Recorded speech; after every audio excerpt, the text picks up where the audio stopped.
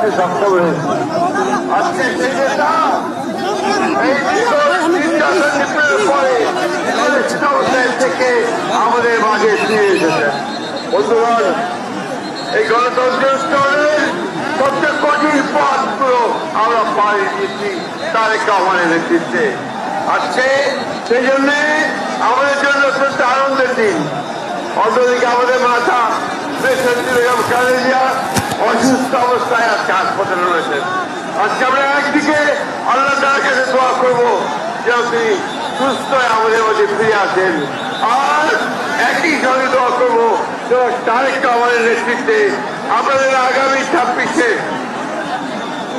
বারুইপুর যে নির্বাচন, সেই নির্বাচনে জয়ী হয়ে আমরা যেন গণতন্ত্রকে প্রতিষ্ঠা করতে পারি, আইনের শাসনকে প্রতিষ্ঠা করে দিতে পারি।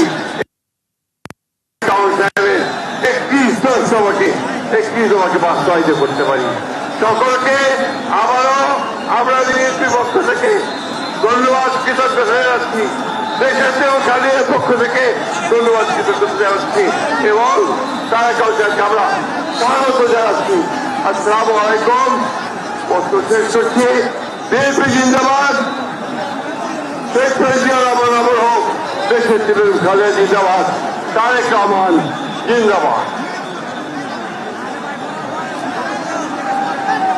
আজকের এই ঐতিহাসিক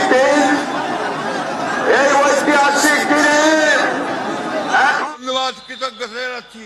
দেশের এবং খালিদের পক্ষ থেকে ধন্যবাদ, কৃতজ্ঞতা জানাচ্ছি এবং তারেক রহমান সাহেবকে আমরা স্বাগত জানাচ্ছি। আসসালামু আলাইকুম। বক্তব্য শেষ করছি। বিএনপি জিন্দাবাদ, শহীদ প্রেসিডেন্ট রহমান অমর হোক, দেশের বেগম খালেদা জিন্দাবাদ।